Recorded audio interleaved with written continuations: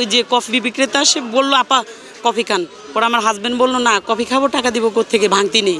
কয় কত টাকা নোট? কয় 500 টাকা। কয় ঠিক আছে আমি ভাঙতি দিব, খান। এটা বলে আমাদের দুইজনকে 2টা কফি দিল। আমরা খাওয়ার 2 মিনিট পর কয় কি একটু দাঁড়ান আমি টাকাটা ভাঙায় নিয়ে আসি। তো উনি আমাকে বললো ভাঙতি দিবে, এটা বলে ভাঙায় নিয়ে আসি বললো। এটি দেখেন আমাদের কাছে ফ্লাক্স আর বালতি রেখে গেল। আমরা খাড়ায় থাকতে থাকতে 15 থেকে 20 মিনিট ওভার হয়ে যাচ্ছে, আসতেছে না। পরে আইসা বলে কি টাকাটা নেন, ভাঙতি পাইনি তো দোকানে নিচ্ছি, বললো ভাঙতি নেই, থাক দেওয়া লাগবে না, যদি পরে ভাঙতি হয় দিয়ে যান। ওনারে আমি বললাম যে ব্যাগে থেকে আমি তোমাকে দিলাম 500 টাকা পুরান, এখন উনি এসে দিল নতুন টাকা, টাকাটা চেক করো। উনি এবার টাকাটা মুচড় দিল, দিয়ে কই টাকা তো আসল না, এটা নকল টাকা। পরে উনি কয় কি যে টাকা কোথায় রাখছো দাও, বলার পরে উনি রাগ করলো।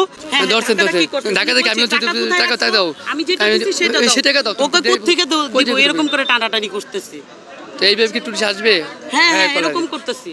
শোনার পরে উনি বলছে যে তুমি যে টাকাটা নিছো চেক করে নাও নাই। এখন আর উনি কথা বলে না, চুপ করে রয়েছে। পরে ওনারা বলতেছে ওর ভিতরে বাটপারি, চলো হাইওয়ে পুলিশের কাছে নিয়ে যাও।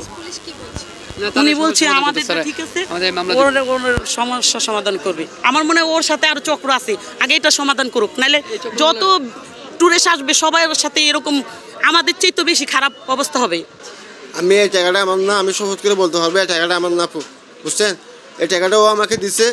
আমি দোকানে আসছি 500 টাকা খুচরা করার জন্য, দোকানে 500 টাকা খুচরা টাকা পাই নাই। আমি এই টাকাটা ওর হাতে দেওয়ার সাথে সাথে আমাকে বলে তুমি দাঁড়াও, এই টাকাটা জাল বলে এভাবে দিয়া করে টাকাটা বলছো তুমি দাঁড়াও এখানে, তুমি এই টাকাটা জাল টাকা। এবার তো ওর সাথে আমার সাথে বাড়াবাড়ি হয়ে গেছে। এরপরে দেখতে আসছে আপনারা গেছেন, এরপর আমিও পুলিশের কাছে নিয়ে আসছি ওদেরকে।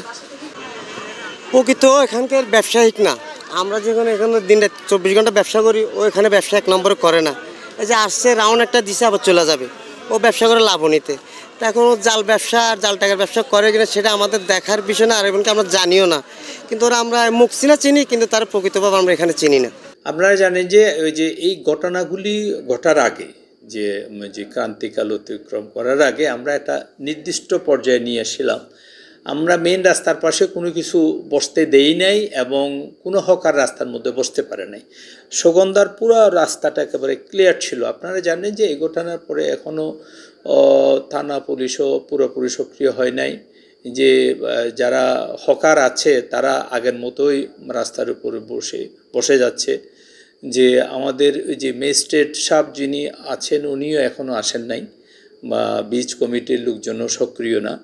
এই জন্য আমরা প্রতিদিন ডিউটি দিচ্ছি। আমরা যারা ট্যুরিস্ট তো অনেক কম, ট্যুরিস্ট যাতে নিরাপদে থাকে এরকম আমরা ব্যবস্থা নিচ্ছি। আমাদের প্রতিদিন ওখানে এই লাবণী, সুগন্ধা, কলাতলি বিচে আমরা প্রতিদিন আমাদের নিয়মিত পেট্রোল, ফুড পেট্রোল, যা মোবাইল পেট্রোল এগুলি সবসময় থাকছে।